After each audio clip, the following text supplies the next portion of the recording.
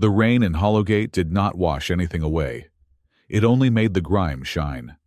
It was a neon-soaked drizzle, recycled water, dripping from the upper levels of the station, filtering through layers of industrial mesh, until it slapped against the thick vacuum glass of the lower alleyways.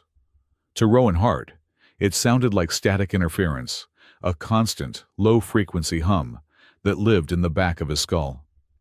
Rowan was on his back, half slid under the chassis of a public terminal that had died 3 weeks ago.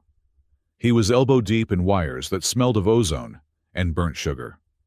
The station's maintenance budget had been slashed by 15% last quarter, which meant freelancers like him were hired to patch necrotic circuitry with spit and prayer. Blue to blue ground the shielding, Rowan muttered to himself, his voice raspy from the recycled air. He twisted a micro-driver, his hand slipping. The jagged edge of a cooling fin sliced across his thumb. "Damn it!" he hissed, pulling his hand back. A bead of bright red blood welled up stark against the grease, staining his skin. He didn't have time for this. He needed to finish this job to afford the rent on his coffin-sized apartment in Sector 4. He was reaching for a rag when the light above him was blocked. Rowan blinked, squinting against the neon glare of a noodle bar sign reflecting off the wet pavement. Standing over him was a child. At first glance, the kid looked human, maybe 7 or 8 years old, wrapped in a poncho that was 2 sizes too big. But then the child tilted his head and the hood slipped back. Soft, triangular ears with tufted tips twitched atop a mess of silver hair, and a tail thick and expressive swished anxiously behind his legs. A Volari hybrid. Rowan sighed, wiping his bloody thumb on his trousers. "Kid, if you're selling scrapper parts, I'm buying at 0 credits. If you're lost, the station security kiosk is 2 levels up, though. It's probably broken too." The boy did not move. He stared at Rowan with large amber eyes that held a terrifying amount of focus. He reached into the oversized pocket of his poncho and withdrew a heavy metallic pouch. With a solemn thud, he dropped it onto Rowan's chest. 10,000 credits, the boy said. His voice was light musical, but the tone was dead serious. Rowan froze. The pouch was heavy. He could hear the distinct, dense clink of high-denomination chits inside. 10,000 credits. That was enough to buy a ticket off this station. That was enough to eat real meat for 3 years. That was enough to disappear. Rowan sat up slowly, the pouch sliding into his lap. He looked around the alley. Steam hissed from a vent nearby. A drunk docker was snoring in a doorway. No one was watching. "Okay," Rowan said slowly, his heart rate spiking. "Is this stolen? Because if you stole this from a syndicate runner, I need you to take it back before we both get vaporized." The boy shook his head. He offered a smile that was equal parts charming and ominous. It was the smile of someone who had just pulled the pin on a grenade and was politely handing it to you. "It is not stolen. It is a down payment," the boy said. "Congratulations. You are my dad." Rowan choked. He actually coughed, the stale air of the alley catching in his throat. Excuse me." "You are my dad," the boy repeated clearer this time. "Kid, look at me," Rowan said, gesturing to his grease-stained coveralls and his tired face. "I haven't even managed to be a decent human being yet, let alone a father. You've got the wrong guy. Take your money." He tried to shove the pouch back, but the boy took a step closer, ignoring the rejection. "Dad is done," the boy continued, checking an invisible list in his head. "Step 1 is complete. Step 2, you become the husband of my mom." Rowan stopped breathing for a second. He stared at the child, waiting for the punchline, waiting for a hidden camera drone to pop out. "Husband who is your mom? Kid, I don't know what game this is, but—" "Hand," the boy commanded. Before Rowan could react, the boy reached out. He was holding a small flat disc made of a metal. Rowan didn't recognize something darker than steel absorbing the neon light, rather than reflecting it. The boy pressed the disc against Rowan's injured thumb. "Hey!" Rowan yanked his hand back, but it was too late. The disc hissed. A microscopic needle sampled the blood on his thumb. Instantly, the object flared to life. A holographic projection burst from its center, spinning rapidly in the damp air. It wasn't the blue of standard station tech. It was a deep, authoritative gold. Lines of code scrolled faster than Rowan could read, locking onto his genetic markers. A chime, clear and resonant, cut through the noise of the alley. Guardian verified Rowan Hart. The words hung in the air, rotating slowly. Rowan scrambled backward, crab-walking away from the floating letters until his back hit the dead terminal. "What did you just do to me? That's a paternity writ. That's binding legal code." "It is a hearth bond," the boy corrected, picking up the pouch of money and placing it gently on Rowan's knee again. 10,000 credits is the hearth bond. It is the deposit required by station law to open an emergency family file. Without a guardian and a bond, the custodian order can declare a child displaced. The boy looked down, his tail stopping at swish. His voice dropped to a whisper. "And without a family file, my mom will disappear legally." Rowan looked at the money, then at the golden words fading in the air, and finally at the boy. The kid wasn't playing. He was terrified. Underneath that confident, businesslike veneer, the child was trembling. "What is your name?" Rowan asked, his voice softening against his will. "Nim." Rowan rubbed his temples, smearing grease on his forehead. "Okay, Nim. You just bio-locked me into a guardianship. Do you know what the penalty is for falsifying a writ?" "It is not false if you agree," Nim said. "And you will agree, because you look like you need 10,000 credits, and I need a dad who can fix things." Nim pointed to the soldering iron in Rowan's other hand. "You fixed the heat exchanger in Sector 7 last week. I watched you." Rowan stared at him. "You've been stalking me, vetting," Nim corrected. "Mom says one must be thorough with contractors." "I'm not a contractor, I'm a—" Rowan trailed off. He looked at the projection again. Guardian verified. The system had accepted it. That meant the writ was genuine, ancient, and incredibly high level. "Who is your mother, Nim?" "Kaya," Nim said. "And we do not have much time." "Time for what?" "For the proposal," a deep voice rumbled from behind them. Rowan jumped, spinning around. Leaning against the roll-down shutter of the noodle shop was Bax Monroe. Bax was a mountain of a man, a former heavy worlder, whose skin had the rough texture of cured leather. He was wiping a bowl with a rag that was only slightly cleaner than the one Rowan had been looking for. "Bax," Rowan breathed. "How long have you been standing there?" "Long enough to see you get hired and married in the span of 2 minutes," Bax grunted. He stepped forward, the heavy thud of his boots vibrating the pavement. He held out a steaming bowl of synthetic pork noodles. "Here, on the house. You'll need the calories. Fatherhood is exhausting, or so I hear." Rowan took the bowl automatically.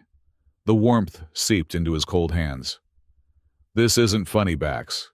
This kid just tagged me with a writ coin, a live one." Bax's amusement vanished. He looked at Nim, then at the fading golden particles in the air. "A writ in the alley. That's high-caste tech, Rowan. Where did you get that little one?" Nim straightened his spine, trying to look taller. "It belongs to my family. And he," Nim pointed a small finger at Rowan, "is the family now." "I didn't sign anything," Rowan protested. "Your blood did," Bax pointed out, nodding at Rowan's thumb. "Old laws, Rowan. Blood binds faster than ink." "But why the rush?" Nim opened his mouth to answer, but the sound of heavy engines overhead cut him off. The atmosphere in the alley shifted instantly. The usual chaotic noise of the station, the shouting vendors, the sizzling neon, the distant hum of ventilation died down. It was replaced by a silence that felt heavy, pressurized. At the far end of the alley, where the ramp led up to the promenade, a group of figures appeared. They were not station security. Security wore blue and gray scuffed armor and tired faces. These people wore pristine white coats with high collars lined with silver threading. They moved with a synchronized fluidity that was unnatural. On their chests, a symbol was embroidered in silver, a stylized hand cradling a sleeping face. The custodian order. Rowan felt a chill that had nothing to do with the rain. The order was a philanthropic organization on paper. They ran the orphanages, the hospitals, the re-education centers. They had legal privileges that superseded even the station commander. But in the alley, everyone knew the truth. If the order took you, you didn't come back the same. "They are here," Nim whispered. His confidence evaporated. He shrank back, pressing himself against Rowan's leg. Rowan looked at the group. There were 4 of them. They weren't running. They were walking with the polite, terrifying assurance of people who owned the ground they stepped on. Their eyes scanned the crowd, cold and calculating like searchlights. "Hide the coin," Rowan hissed. Nim shoved the metal disc into his pocket. "Rowan," Bax said, his voice low and dangerous. "Go. The back vents." "They're just walking," Rowan said, though his heart was hammering against his ribs. "If we run, we look guilty." "You are holding a child they are looking for," Bax said. "Look at their scanners." Rowan squinted. The lead custodian was holding a device that pulsed with a soft, rhythmic blue light. It was sweeping the area. Every time it passed over a person, it beeped softly. It was hunting for a specific biosignature. "They want Nim," Rowan realized. "They want to protect me," Nim corrected, his voice trembling. "Protect me until I forget who I am." The lead custodian stopped. The device in his hand accelerated its beeping. He turned his head, his gaze locking directly onto Rowan, or rather, onto the child clinging to Rowan's leg. The custodian smiled. It was a benevolent, practiced smile. "There is no need for alarm," the man called out. His voice was amplified, smooth as silk, carrying easily over the rain. "We have located the ward. Please step forward. We are only here to ensure his safety." "Run," Rowan said. He didn't think about it. He didn't weigh the pros and cons of 10,000 credits versus a lifetime in a penal colony. He just felt the small hand gripping his coveralls and reacted. Rowan dropped the noodle bowl. It shattered steaming broth, splashing across the pavement. He grabbed Nim's hand and bolted toward the narrow gap between the noodle shop and the maintenance shaft. "Citizen." The custodian's voice lost a fraction of its warmth. "Halt immediately. You are interfering with a sanctioned recovery." "Eat static!" Bax roared. The large man kicked a lever near his shop's entrance. A blast of steam from his industrial cookers erupted into the main alley, creating a thick white wall of fog between Rowan and the pursuers. "Go!" Bax shouted. Rowan dove into the maintenance corridor, dragging Nim behind him. This was his world now, the narrow, grease-slicked guts of the station. "Left!" Rowan shouted, skidding around a corner. They were in a service tunnel lined with piping that pulsed with heat. "Watch the conduits, they're unshielded." Nim was fast. The boy moved on all fours for a second, scrambling over a pile of debris with feline agility, then popped back up to 2 legs. "You run strangely," Nim yelled over the sound of their footsteps. "I run like a human being," Rowan panted. "No, you run like a robot with a gyroscope error," Nim criticized. "Lean forward, use your center of gravity." "I am saving your life, kid. Critique my posture later." They burst out of the tunnel and onto a suspended walkway 3 levels down. Below them, the vast, dark chasm of the waste reclamation sector stretched out, lit only by the occasional flicker of burning trash. "They're tracking the RIT," Nim said, breathless. "The activation signal, they can see it." "You tell me this now." Rowan grabbed Nim by the back of his poncho and hauled him toward a rusted ladder. "Can you turn it off?" "No, once verified, it stays active until the primary hearing." "Great.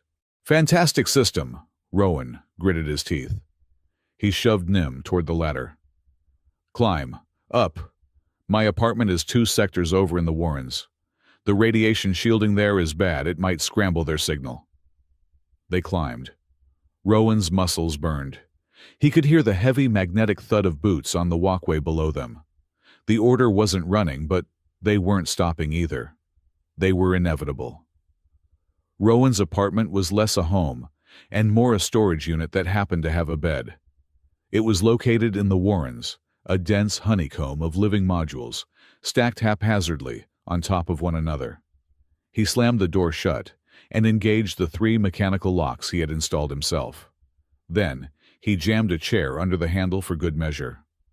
"Okay," Rowan gasped, sliding down the wall to sit on the floor. His chest was heaving. "Okay, we're here." Nim stood in the middle of the room, looking unimpressed. He surveyed the pile of circuit boards on the table, the single nutrient dispenser in the corner, and the narrow cot. "This is compact," Nim observed. "It's cheap," Rowan snapped. He pulled his comm unit from his pocket. It was a cracked, older model. "I'm calling station security. The real security. If the order is chasing you, we need a public record. We need witnesses." He dialed the emergency code. "Thank you for contacting Central Station Security," a cheerful, synthetic voice chirped. "Your safety is our priority. You are currently number 412 in the queue. Estimated wait time is 42 minutes. Did you know you can upgrade to premium response for just 500 credits a month? 42 minutes. Rowan stared at the device. "It's an emergency line." He tapped the screen furiously, trying to bypass the menu, but the system lagged. The screen froze, then buffered. "It's not broken," Nim said quietly. "It is throttled. The order controls the communication nodes in this sector. They know we are here." Rowan felt a cold prickle of dread on the back of his neck. "They slowed the network. They filter it. If you say fire, the bots come. If you say custodian or help, the call gets rerouted to a dead loop." Rowan dropped the comm unit onto the floor. He looked at Nim. The kid was hugging himself now, the bravado from the alley completely gone. He looked small and fragile. "Nim," Rowan said, keeping his voice steady. "Why are they chasing you? And don't give me the dad speech. I need the truth." Nim reached into his poncho again. This time, he didn't pull out money. He pulled out a small triangular data shard. It was cracked, as if it had been stepped on. "Mom gave me this," Nim said, "before she hid me." He pressed the shard. A beam of light projected a grainy audio waveform into the dusty air of the room. The voice that emerged was breathless, terrified, but undeniably melodic. It was a woman's voice. "Nim, listen to me. Take the money. Find the man with the scar on his thumb. The one from the repair logs. Do not let them take you. Do not let them take me to the lullaby chamber. I can hear the machines, Nim. They reset you. Please, run." The recording ended with the sound of a heavy metal door slamming shut, followed by a mechanical hiss that sounded like a vacuum seal locking. Rowan stared at the empty space where the waveform had been. Lullaby chamber. "It is a room in the Order's spire," Nim said. He was staring at his feet. "They say it is for therapy, for curing social dissonance in aliens and the poor. But Mom said she said adults go in and only paperwork comes out." "Paperwork?" "The people come out too," Nim clarified, his voice shaking. "But they are empty. They smile. They work. But they do not remember their names. They do not remember their children." Rowan felt sick. He had heard rumors, of course. Everyone in the lower decks had heard of people who went into Order custody for debt rehabilitation and came out fixed, quiet, obedient, soulless. But he had always assumed it was drugs or conditioning. A chamber sounded far more permanent. "Your mom," Rowan said. "Kaya. Where is she?" "They have her," Nim whispered. "She is in the medical holding block, Section 9. They are processing her for the chamber. The schedule says she goes in tomorrow at 0800 hours. Rowan looked at the chronometer on his wall. It was already 2100 hours. 11 hours. A sharp knock on the door made both of them jump. Rowan grabbed a heavy wrench from his table, positioning himself in front of Nim. "Who is it?" "Open up, Hart, it's Vale." Rowan let out a breath he didn't know he was holding. He moved the chair and unlocked the door. Dr. Serena Vale slipped inside quickly, pulling her hood down. She was a human woman with sharp features and eyes that looked like she hadn't slept in a week. She wore the gray scrubs of a xenomedic, stained with chemical reagents. "Back sent me," she said, her eyes immediately darting to Nim. "He said you picked up a stray and pissed off the order in the same hour. That's a new record for you." "Doctor, tell me you have a plan," Rowan said. Serena knelt down in front of Nim. She pulled a medical scanner from her pocket and ran it over the boy. "Vital signs are elevated. Cortisol is through the roof. He's terrified." She looked at the coin in Nim's hand, which was still faintly glowing. Her face went pale. "Is that a paternity writ?" Serena asked, her voice barely a whisper. "Yeah," Rowan said. "He stuck me with it." "Rowan," Serena stood up, turning to him. "Do you have any idea what this is? This isn't just a guardianship form. This is a hearth bond. It's ancient Valari law adapted into the station's founding charter. It grants the child absolute diplomatic immunity if the guardian is verified." "So we're safe?" "No," Serena shook her head frantically. "You're a target. The Order hates these writs because they can't legally override them without a public hearing. That's why they're chasing you. They want to catch Nim before the writ is fully filed in the central database.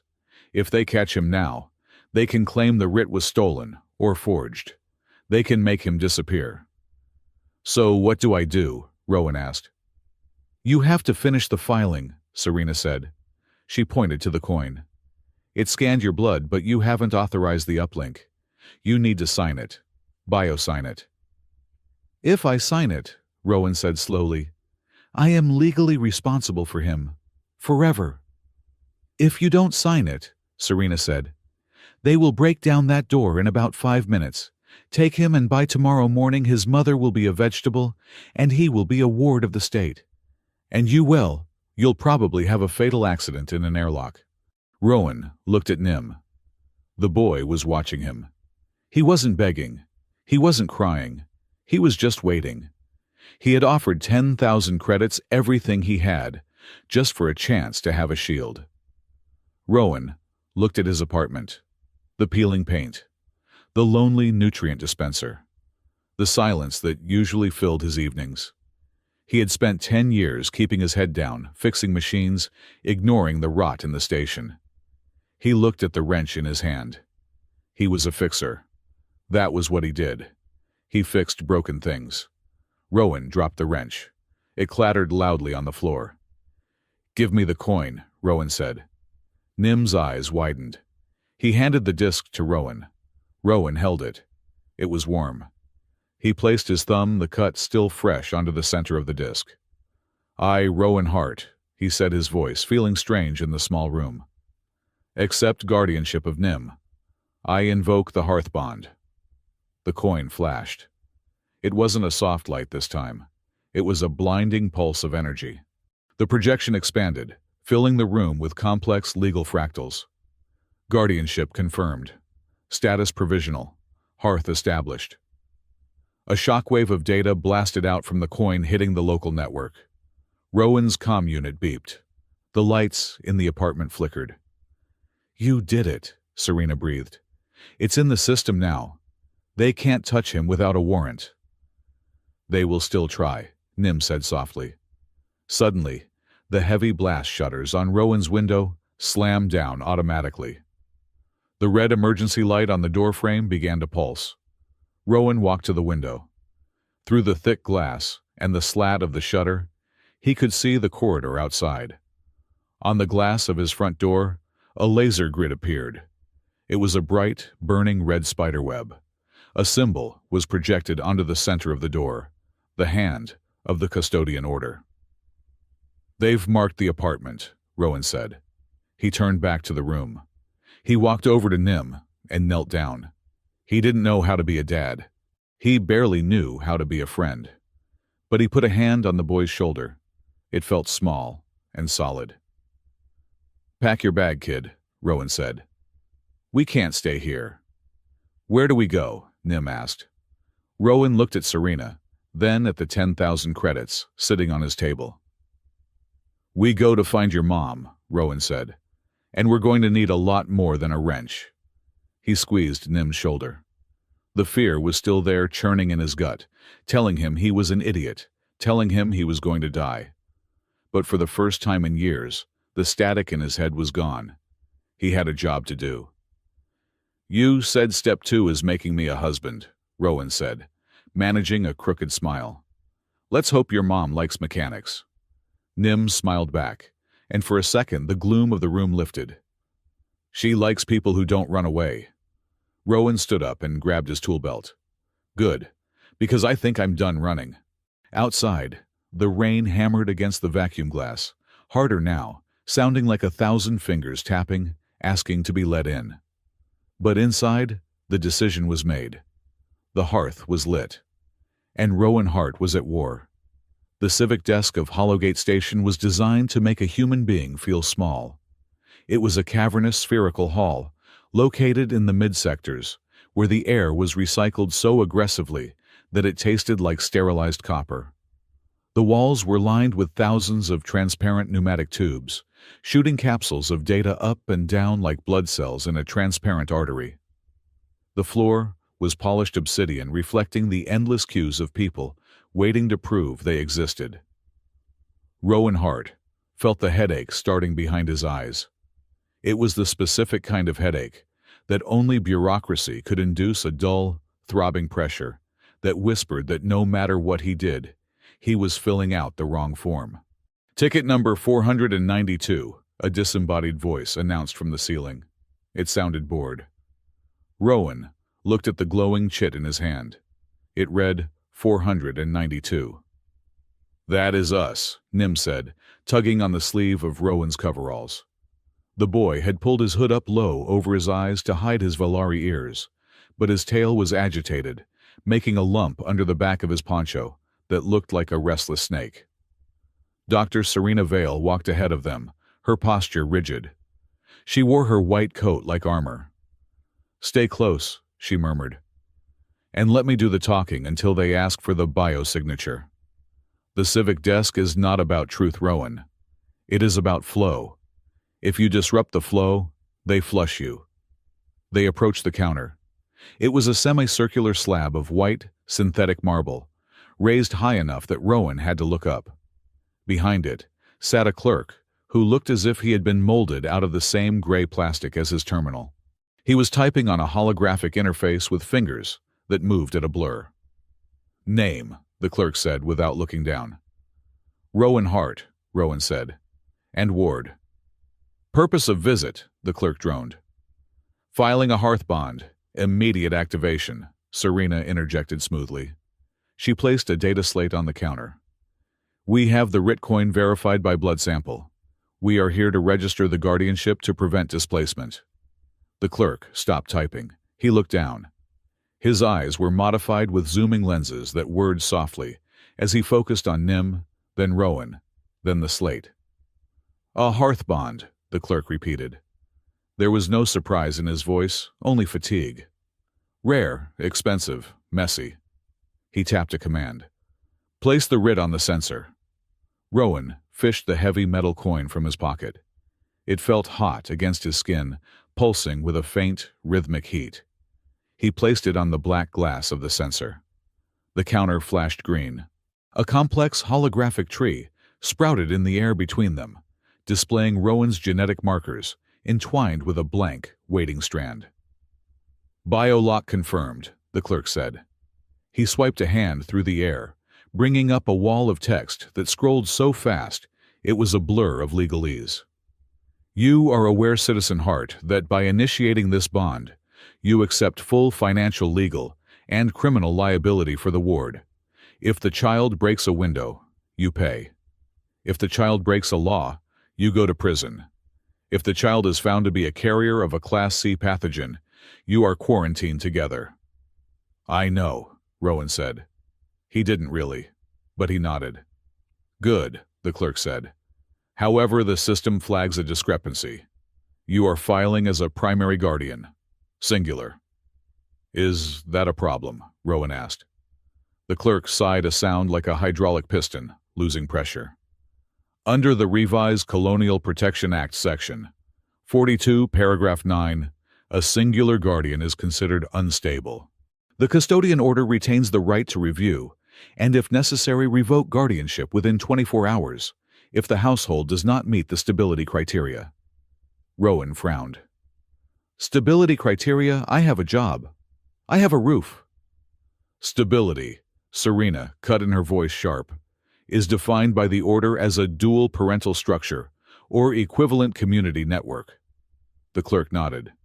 Correct. A single guardian is a risk. A hearthhold, a family unit with two binding signatories, is a legal entity. To dissolve a hearthhold, the order must convene a public tribunal. To dissolve a single guardian, I just have to press this red button. Rowan stared at the red button on the clerk's console. It looked terrifyingly inviting. So, Rowan said, his voice rising slightly, you are telling me that if I walk out of here alone with him, the order can just snatch him back in an hour because I am single? Essentially, the clerk said. The algorithm prefers pairs. It calculates a 94% higher success rate for child rearing in dual units. Rowan slammed his hand on the counter. So love is a checkbox, a statistical probability. Nim, who had been silent, looked up. His amber eyes were clear and unblinking. Yes, the boy said calmly. It is. Rowan looked down at him. Nim, don't help him. It is a checkbox, Nim insisted. But that checkbox saves Mom. Rowan froze. The anger drained out of him, replaced by a cold realization of the game they were playing. Nim wasn't looking for a father figure to play catch with. He was looking for a tactical asset. He was looking for a second signatory to jam the gears of the machine that was eating his mother. Serena stepped forward, lowering her voice. We are filing for the hearthhold status pending the second signatory, the mother Kaya Rel. She is currently indisposed. We are filing in absentia. The clerk's mechanical eyes whirred. Kaya Rel, one moment. He swiped through the air. A new window popped up, bordered in flashing crimson. Subject Kaya Rel, the clerk read. Status custodial medical hold. Location section 9, pre-processing. Scheduled for transfer to the lullaby chamber in 12 hours. The words hung in the air like smoke. Lullaby chamber. Rowan felt a chill crawl up his spine. What is the medical hold for neural misalignment? The clerk read. The subject is resisting standard integration. The chamber is recommended for personality stabilization. Serena gripped the edge of the counter, her knuckles turning white.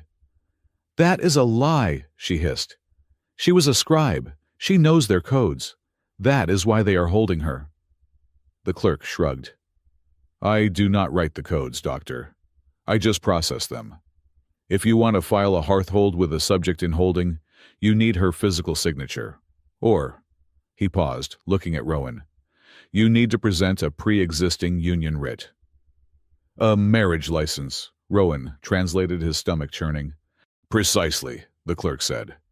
If you are already her husband, the hearthhold is automatic. We can pull her out of holding for a spousal hearing. If you are just a stranger, well then she belongs to the state. Nim looked at Rowan. The boy's face was composed, but his tail was thrashing violently against his legs. We need the marriage, Nim said. I told you. Step 2. Rowan rubbed his face. This was insanity. He was standing in a glorified post office discussing marrying an alien woman he had never met to save a child he had known for 2 hours from a government that wanted to erase them both. Can we file the intent? Rowan asked. Can we lock the file so they can't move her until we produce the certificate? The clerk tilted his head. I can place a temporary administrative freeze. It costs 2,000 credits, and it only lasts 6 hours. Do it, Rowan said immediately. That will come out of your verified funds, the clerk said. He tapped a key. Ding. "Congratulations, Citizen Hart," the clerk said, his voice devoid of irony. "You are now a provisional father and a provisional fiancé. Please make sure your signature is legible on the final forms. The order rejects sloppy penmanship." "Wait," Nim said. He stood on his tiptoes, barely reaching the edge of the counter. "Make the freeze public. Put it on the open net." The clerk paused. "That is not standard procedure." "It is if I pay for the premium notification," Nim said. "Take another 500 credits. Broadcast the freeze to the sector newsfeed." Rowan looked at the kid. "Nim, that tells them exactly where we are." "It tells the order that people are watching," Nim countered. "Mom likes a signature with a future. If we hide, they delete us. If we are loud, they have to use forms. They hate forms." The clerk looked at the small boy with a flicker of something almost like respect. "Very well. Broadcasting administrative freeze on subject Kaya Rel. Initiated by Hearth Guardian Rowan Hart."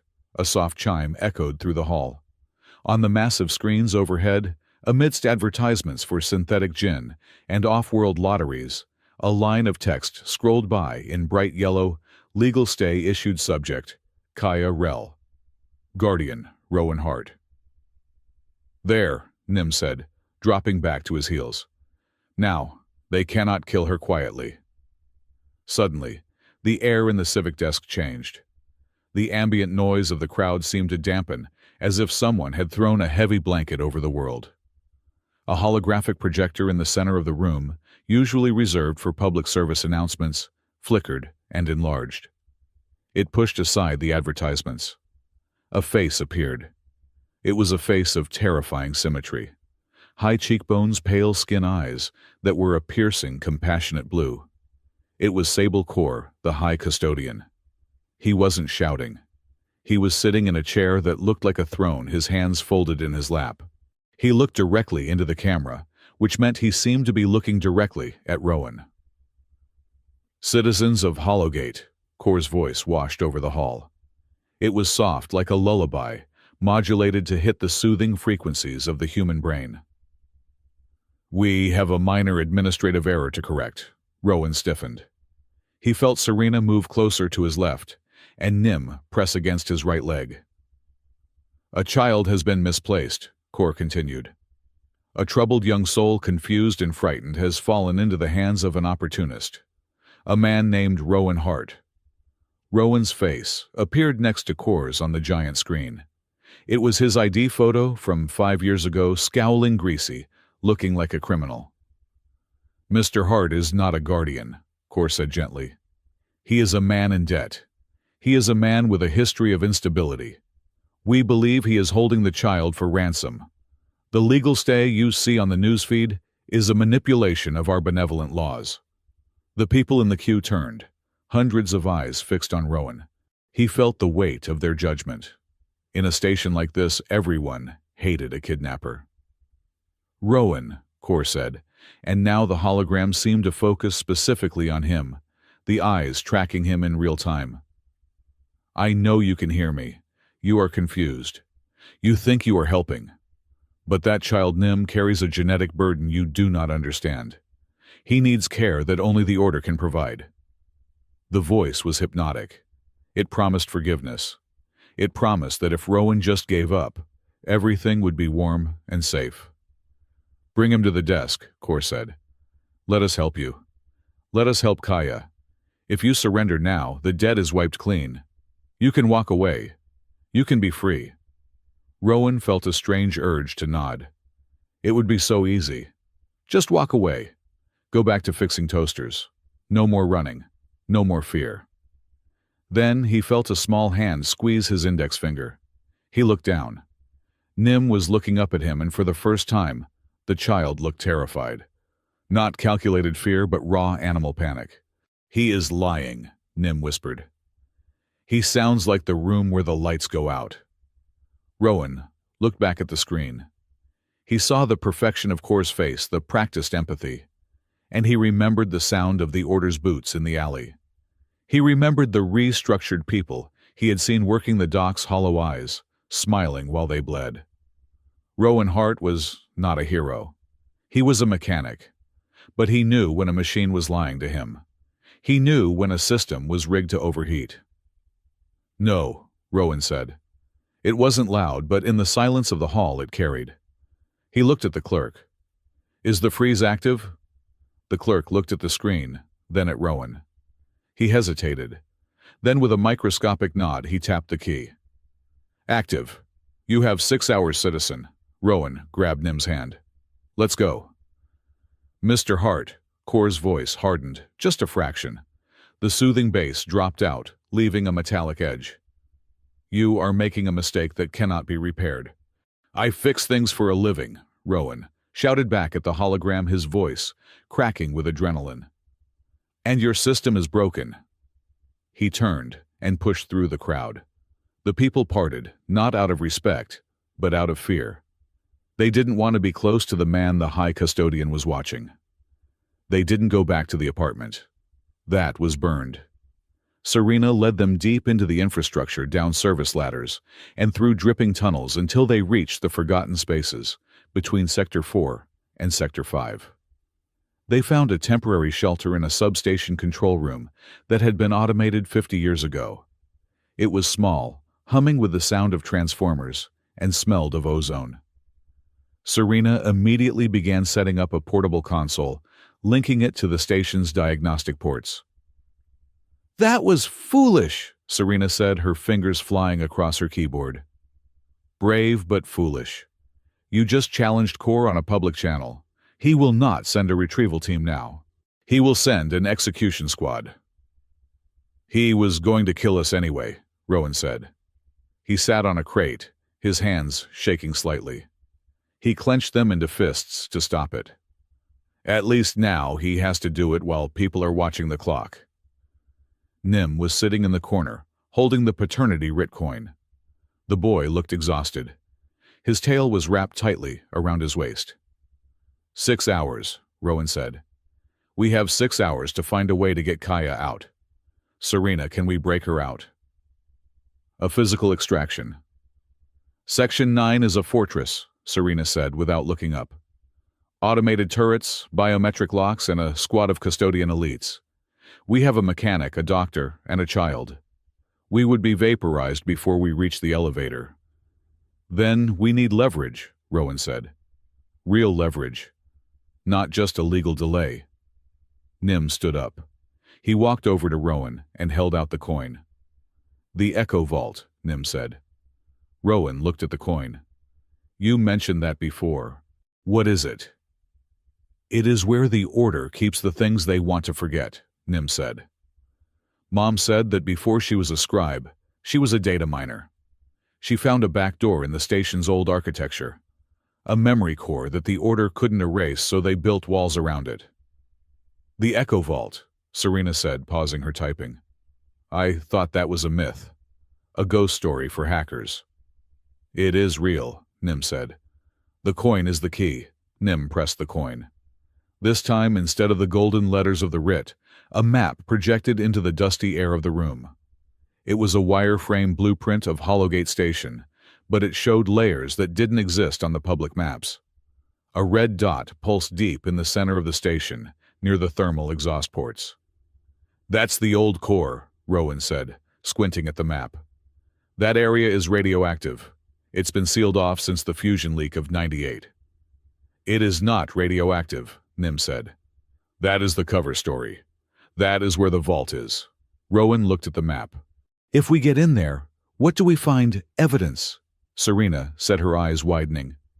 "If Kaya was a scribe, she might have uploaded her logs there. Proof of the illegal stabilizations. Proof of the lullaby chamber's true purpose. If we broadcast that the Order can't hold a tribunal, the colonial authority would have to intervene." "We trade the evidence for Kaya," Rowan said. "Or we use it to burn Core down," Nim said darkly. Rowan looked at the boy. There was too much anger in those small eyes. A child shouldn't look like he was planning a murder. "Hey," Rowan said softly. "Come here." Nim hesitated, then stepped closer. Rowan reached into the bag of supplies he had bought from a vending machine on the way down. He pulled out a package of nutrient sticks. "I didn't know what you eat," Rowan said, feeling suddenly awkward. The wrapper said, "High-protein universal absorption," but I also got the ones with the fake strawberry flavor. Because, well, kids like sugar, right? Nim looked at the stick. He took it, sniffed it, and wrinkled his nose. "It smells like chemical bonding agent." "That's the strawberry part," Rowan said. Nim took a small bite. He chewed thoughtfully, his ears twitching. "It is acceptable." Rowan watched him eat. He noticed the way Nim's ears swiveled toward every sound, the drip of water, the hum of the transformer. He noticed the way the boy's claws extended slightly when he was nervous. "I need to learn that," Rowan said, gesturing to Nim's ears. "Learn what? Your language," Rowan said. "Not the words. The other stuff. The ears. The tail. When the tail does the snake thing, what does that mean?" Nim looked back at his tail. "It means I am calculating, or anxious." "And the ears flat against the head?" "That means I am preparing to fight," Nim said. "Or that I really hate the food." Rowan chuckled. It was a dry, rusty sound. "Okay. Good to know. And when you look at me like I'm an idiot—" "That is my default face," Nim said, the corner of his mouth twitching up. Rowan smiled. It felt real. The moment stretched comfortable and quiet in the dim light. Serena was working the soft clack-clack of her keyboard, providing a rhythm.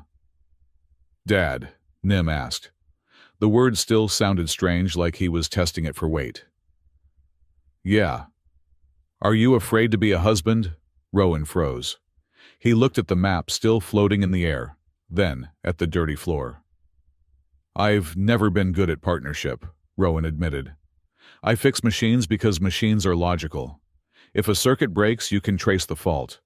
People just break, and sometimes you can't find the wire to solder." "Mom is broken," Nim said quietly. "That is why they took her." "She's not broken, Nim," Rowan said firmly. "She's hurt. There's a difference." "Are you afraid she won't like you?" Nim asked. Rowan sighed. He leaned back against the cold metal wall. "I'm afraid I'm not enough kid. I'm a grease monkey with a criminal record and a bank account that usually has a negative sign in front of it. Your mom sounds important, brave. I'm just the guy you hired because I was standing there." Nim finished his nutrient stick. He licked the strawberry dust from his fingers. "I did not pick you because you were standing there," Nim said. "I picked you because of the cat." "The cat?" "Last month in Sector 7. A stray cat was stuck in the ventilation turbine. The other mechanics wanted to turn the fan on to clear the blockage. You stopped them. You spent 2 hours dismantling the housing to get it out." Rowan blinked. He remembered that. He had lost half a day's pay because of it. "You saw that—" "Mom saw it," Nim said. "She said, that man values life more than efficiency.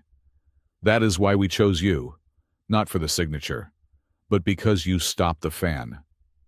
Rowan felt a lump in his throat. He swallowed hard, trying to push it down. He wasn't used to being seen. He was used to being invisible, just another cog in the station. "Well," Rowan said, his voice rough. "Let's hope stopping the fan works on the order." Suddenly, the hum of the transformers changed pitch. It went from a steady drone to a whining, struggling sound. The lights in the room flickered and dimmed to a sickly brown. Serena stopped typing. She looked up at the ventilation grate. "Do you hear that?" Rowan listened. The constant hiss of air being pumped into the room had stopped. "The blowers," Rowan said. "They cut them." Serena pulled out her scanner. "Oxygen levels are dropping. Carbon dioxide is rising. It's not just this room. It's the whole sub-level." Rowan scrambled to the door control. He punched the button. Nothing happened. The panel was dead. "They didn't send a squad," Rowan realized, a cold dread washing over him. "They're squeezing us. They're cutting the life support to the entire sector." Nim coughed a dry hacking sound. "This is how they do it," Serena said, her voice tight. Collective punishment. They turn off the air until the neighbors drag us out and hand us over just to breathe again. Rowan looked at the map of the Echo Vault, still glowing faintly in the darkening room. The red dot pulsed. How long do we have? Rowan asked. Before we pass out, maybe an hour, Serena said. Before the CO2 poisoning causes permanent damage. Less. Rowan grabbed his tool belt. He looked at the ventilation grate high on the wall. It was screwed shut, welded by years of grime. Nim, Rowan said. Can you fit in that vent? Yes, Nim said, his ears flattening against his head. Good, Rowan said, because we aren't waiting for the neighbors. We're going to the core. He looked at the boy. And Nim. Yes, Dad. I'm still afraid, Rowan said, hefting the heavy wrench. But I'm not stopping.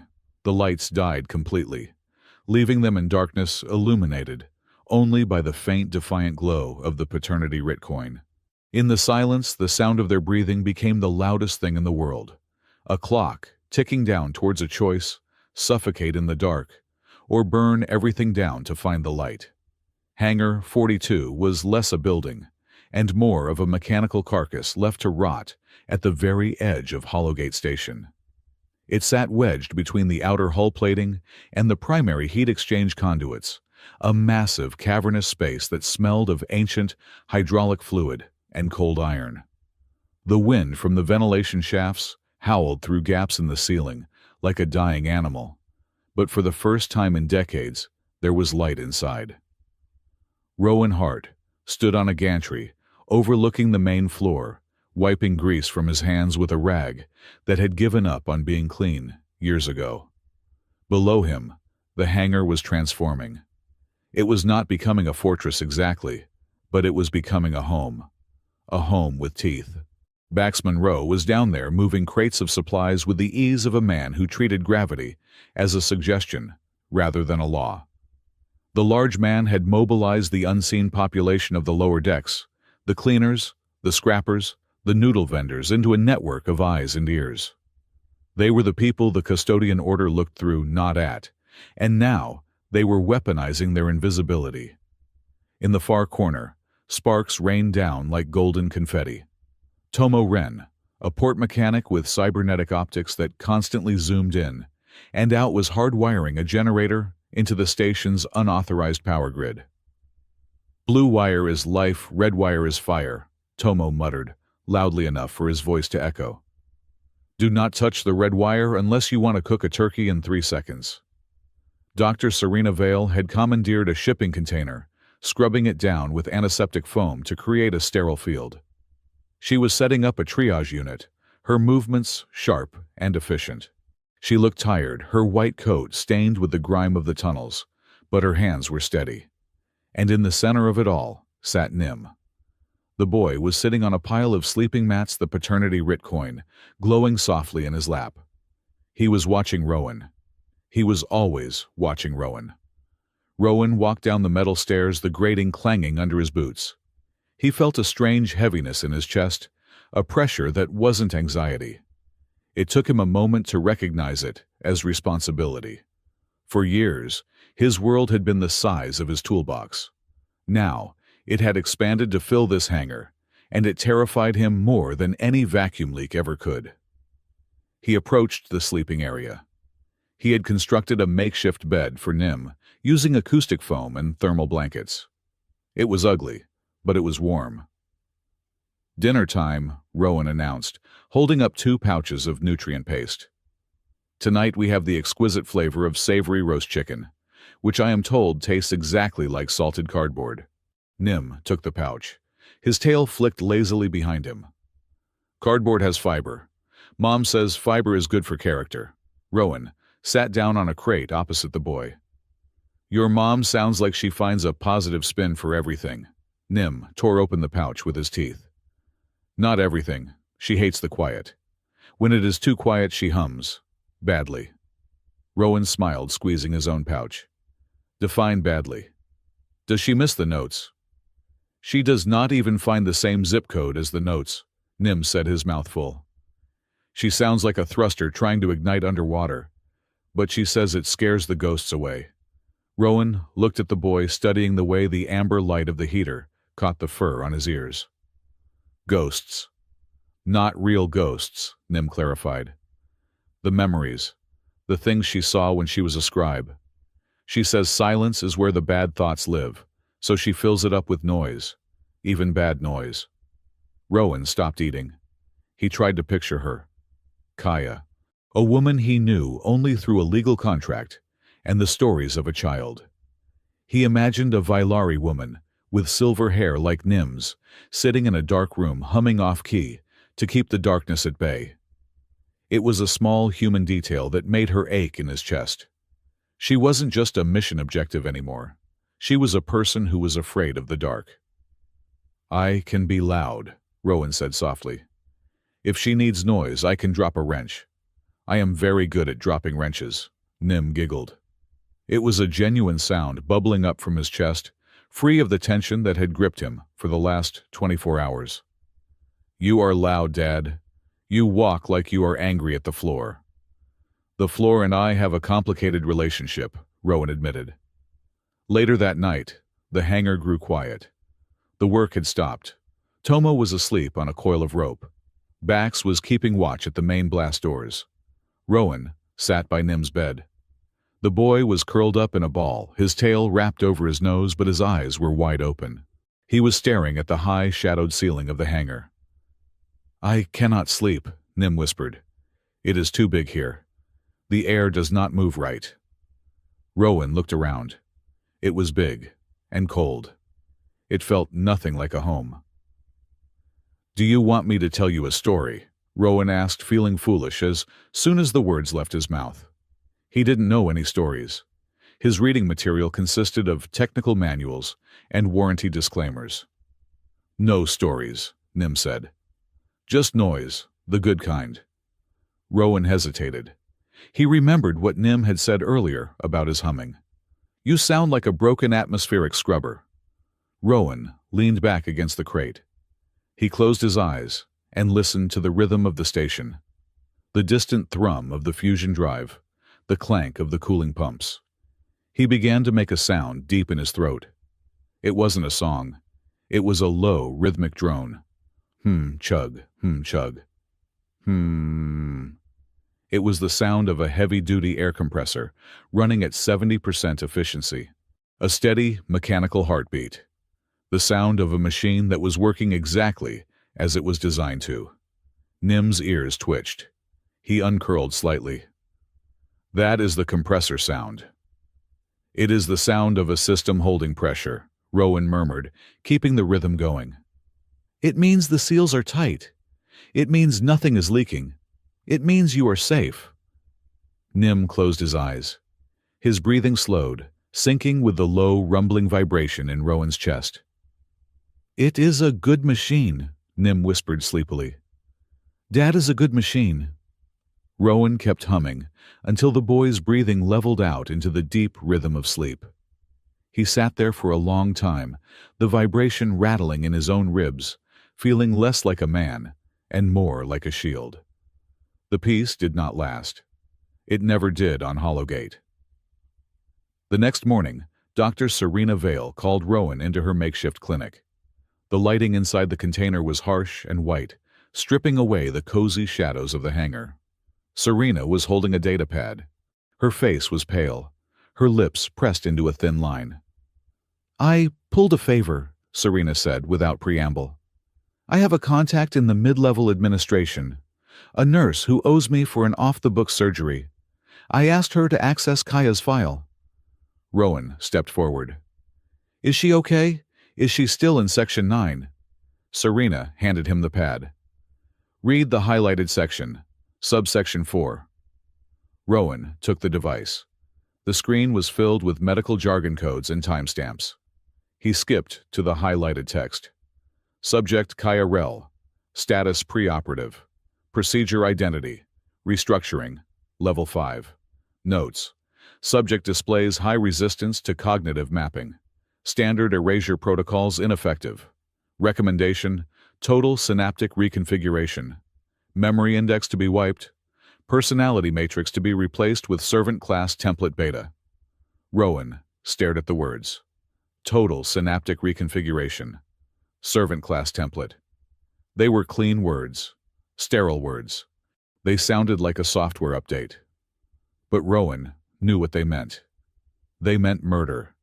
They meant taking a person, a woman who hummed when she was scared, who loved her son, who had a crooked smile, and scraping her out of her own skull until nothing was left but an obedient shell.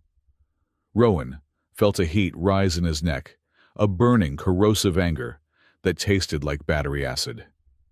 He hated this. He hated the way the Order used paperwork to hide their monstrosity. They didn't just kill you. They filed you away. They made your destruction a matter of procedure.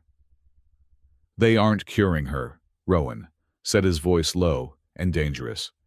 They are deleting her. It is worse, Serena said softly. Look at the timestamp for the procedure. Rowan looked. Scheduled tomorrow, 0600 hours. We have less than 20 hours, Serena said. Rowan, once they start the restructuring, there is no coming back. Even if we get her body out, Kaya will be gone. Rowan handed the pad back. His hand was shaking, not from fear, but from the effort of not smashing the device against the wall. We are not waiting, Rowan said. We are going to the Echo Vault, today. Rowan, we don't even know if the Vault can help us, Serena argued. We need a plan, not a suicide run. The plan is to burn them, Rowan said. I am done hiding in this hangar. I am done waiting for them to file the right form. If they want to play with data, let's give them some data. He turned and stormed out of the container, marching across the hangar floor toward Nim. Nim was sitting with Tomo, watching the mechanic solder a circuit board. When he saw Rowan approaching, his ears perked up. Dad, Nim asked. You look hot. Get the coin, Rowan said. Nim scrambled up and grabbed the pouch. He pulled out the dark metal disc. Open it, Rowan commanded. Unlock the deep layers. Show me exactly where this evidence is. Nim looked at Rowan's face. He saw the fury there, but he didn't shrink away. He nodded. He held the coin in both hands and brought it close to his mouth. Nim began to speak, but it wasn't in the trade tongue of the station. It was a series of high-pitched trills and clicks, the native language of the Vailari. It was a song complex and rapid. The coin flared. The heat coming off it rippled the air. It wasn't just a map this time. It was a key. A hologram exploded outward, filling the center of the hangar. It showed the Echo Vault buried deep in the station's old fusion core. But it also showed something else. It showed a list of file names scrolling past in a ghostly blue stream. Recall, log 449. Recall, log 450. Custodian authorization. Sable core. Disposal confirmed. What is that? Bax asked, stepping closer, his heavy boots silent for once. It is the receipt, Nim said, his voice trembling. The coin remembers. It is linked to the vault. These are the records of every person the Order has erased. Rowan looked at the scrolling list. Hundreds of names. Hundreds of people who had walked into the lullaby chamber and never walked out. This is not just leverage, Rowan said. This is a weapon. If we broadcast this list to the station, the Order falls. The riots would tear them apart. And Core knows it, Serena said, joining them. That is why he wants the boy. Nim is the only one who can unlock the vault to verify the files. The coin is the biometric key. Rowan looked at the team, Bax the muscle, Tomo the tech, Serena the healer, and Nim the key. We need to get to the vault, Rowan said. We plug the coin in, we upload the files to the public net, and we tell Core that if he doesn't release Kaya, we burn his reputation to the ground. Getting to the vault is the hard part, Tomo said, adjusting his optics. The route is blocked by 3 layers of security doors, and the Order has patrols. We do not need to fight the patrols, Rowan said. He walked over to a pile of scrap electronics.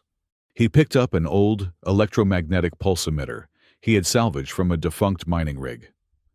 We just need to make them blind. The preparation began in earnest.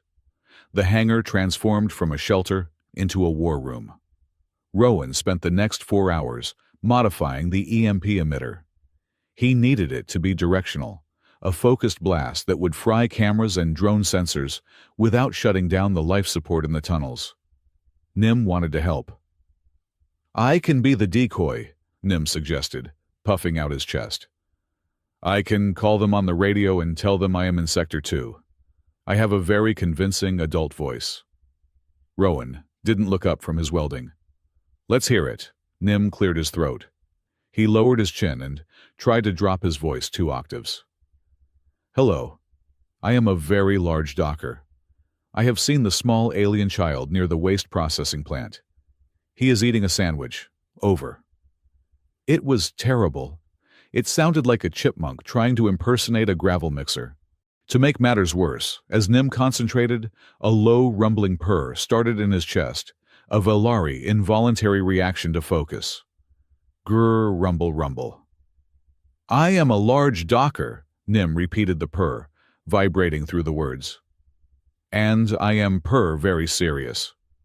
Bax, who was sharpening a massive combat knife nearby, snorted. "Kid, you are lying with a soundtrack. No one is going to buy that," Nim deflated. "My vocal cords are not fully developed." Rowan put down his welding torch. He lifted his welding mask and looked at the boy. "We are not using you as bait, Nim. You are the VIP. You stay in the middle. Bax takes point. Tomo handles the locks. Serena watches the rear. I stay with you." "But I want to help," Nim insisted. "You are helping," Rowan said. "You are the reason we are doing this. Being the reason is a heavy job." Rowan stood up and walked over to the schematic of the station Tomo had taped to a crate. He traced the route with a grease-stained finger. "We go through the maintenance tunnels here. Bypass the primary sensors. Tomo, can you loop the camera feed on level 6? "Easy," Tomo said. "I will make them watch an empty hallway for 6 hours. Bax," Rowan continued, "I need you to spread rumors. Tell your network that we were seen buying tickets for a shuttle to the Mars colony. Make them look at the spaceport, not the core." "Done," Bax grunted. "I'll have 3 different stories running by lunch. Confusion is my specialty." As the team dispersed to their tasks, Rowan felt a hand on his arm. It was Serena. She pulled him aside, away from Nim's hearing range. "You are changing," she observed quietly. "I am sweating," Rowan corrected. "It is hot in here." "No," Serena said. 2 days ago, you were a man trying to fix a toaster so you could buy noodles. Now you are planning a tactical infiltration of a government facility." Rowan looked at his hands. They were scarred, dirty, and trembling slightly. "I don't have a choice, Serena. The kid, he trusts me." "It is more than that," Serena said. "You are not just doing this for the money anymore. The 10,000 credits are still in the bag. You haven't even looked at them." Rowan glanced at the pouch of credits, sitting forgotten on a shelf. She was right. He hadn't thought about the money since the civic desk. "You are doing this for her," Serena said. "For Kaya." Rowan looked away. "I don't even know her." "You know she loves her son. You know she hums when she's scared. You know she's fighting a system that wants to crush her," Serena listed. "Rowan, that is more than most husbands know about their wives after 10 years. Rowan sighed. "I'm not a husband, Serena. I'm a mechanic. I fix things." "Then fix this," Serena said fiercely. "But don't lie to yourself. You aren't marrying her for the paperwork anymore." Rowan looked at her. "I don't need to be in love to do the right thing." "Maybe not," Serena smiled a sad, knowing smile. "But it helps when the shooting starts." She walked away, leaving Rowan standing in the shadow of a cooling fin. He touched the spot on his thumb where the paternity writ had drawn blood. It still throbbed a phantom heartbeat, syncing with his own. He walked back to Nim. The boy was putting the coin into a secure pouch on his belt. "Dad," Nim said, not looking up. "Yeah," Nim stopped what he was doing. He walked over to Rowan and placed a small hand flat against Rowan's chest. right over his heart. The claws were retracted, the palm soft and warm. "I did not buy you," Nim said softly. Rowan covered the small hand with his own rough one. "I know." "I am asking you," Nim said. His eyes were wet amber pools of absolute sincerity. "Please, save her." Rowan knelt down so he was eye level with the child. "We are going to get her, Nim, I promise. And when we get her back, I'm going to tell her that her humming is terrible." Nim laughed, wiping his eyes. "She will hit you with a pillow." "I can take a pillow," Rowan said. "I can take anything." The mission launch was set for 2100 hours. The station cycle was shifting to night, lowering the lights in the corridors to save power. It was the perfect cover. They geared up. Rowan strapped the modified EMP generator to his back. It hummed with a dangerous high-pitched whine. Bax checked his stun baton. Tomo synced his cyber optics to the station schematics. Serena packed a trauma kit that looked disturbingly large. "Radio check," Rowan said into his throat mic. "Check 1. "Loud and clear," Bax rumbled. "Signal is green," Tomo said. "Ready," Serena said. "Ready, Dad," Nim whispered. Rowan took a deep breath. "Let's move." They slipped out of the hangar and into the access tunnels. The air here was stale, smelling of rust and recycled waste. They moved in silence, a strange, mismatched family, moving through the veins of a metal giant. They had been moving for 20 minutes when the station's public address system crackled to life. "Attention, all citizens. This is a Priority 1 alert." The voice was not the soothing tone of Sable Core. It was the mechanical flat voice of the station security AI. "A kidnapping in progress has been reported in the lower maintenance sector. The suspect, Rowan Hart, is considered armed and extremely dangerous. He is currently holding a minor hostage." Rowan froze. He looked up at the speaker grill. "The custodian order has authorized lethal force to neutralize the kidnapper and secure the child. Any citizen aiding the suspect will be charged with treason. A bounty of 50,000 credits is issued for information leading to the termination of the threat." "They escalated," Bax hissed. "They aren't trying to arrest you anymore, Rowan. They just painted a target on your back for every mercenary in the station." "They are clearing the board," Serena said, her voice tight. "By declaring it a kidnapping, they can shoot you without a trial. They don't want a hearing. They want a body." Rowan looked at Nim. The boy's eyes were wide with terror. "They said lethal force," Nim whispered. "They are going to kill you." Rowan grabbed Nim's shoulders. "Hey, look at me." Nim looked up. "They are lying," Rowan said firmly. "They are lying because they are scared. They know where we are going. They know what we have." "But 50,000 credits," Nim said. "Everyone will hunt us." "Let them hunt," Rowan said. He stood up, adjusting the EMP generator on his back. His fear was gone, now replaced by a cold, hard clarity. This wasn't a rescue mission anymore. It was a revolution. "Tomo, how far to the first security door?" Rowan asked. 200 meters, Tomo said. "But my sensors are picking up movement ahead. Multiple heat signatures, military grade." "The order," Bax growled, gripping his baton. "We go through them," Rowan said. "Bax, you take the front. Tomo, get that door open the second we hit it. Serena, keep Nim behind me." "And you?" Serena asked. Rowan pulled a heavy wrench from his belt. It was a simple tool, a piece of iron designed to tighten bolts. But in his hand it felt like Excalibur. "I'm going to make some noise," Rowan said. "The bad kind." He looked down the dark tunnel. Somewhere ahead in the shadows, the boots of the custodian order were marching toward them. Somewhere below, a woman was waiting in a cell, humming against the dark. And somewhere in his own chest, a heart that had been frozen for years was finally beating fast enough to burn. "Move out," Rowan ordered. They ran into the darkness not as fugitives, but as a family. And the sound of their footsteps on the metal deck was louder than any lie the order could tell. The cooling tunnels of the old core were not designed for human habitation. They were designed to channel superheated plasma and liquid nitrogen, creating a thermal dissonance that made the air taste like metallic ash. To Rowan Hart, it felt like walking into the throat of a dead god. The walls were lined with frost that looked gray in the emergency lighting, and every breath hurt. Nim rode on Bax's shoulders, his small hands gripping the giant's collar. The paternity writ coin was clutched in his hand, glowing with a fierce, pulsing red light that cut through the gloom. It was no longer just a legal document. It was a heartbeat. Left, Nim whispered, his ears swiveling toward a dark junction. The coin pulls left. That is the restricted server farm, Tomo Ren hissed, his cybernetic eye whirring as it scanned the darkness. Heat signatures are spiking. We are not alone. Good, Rowan said, adjusting the straps of his heavy tool belt. He held a modified plasma cutter in one hand and a remote detonator in the other.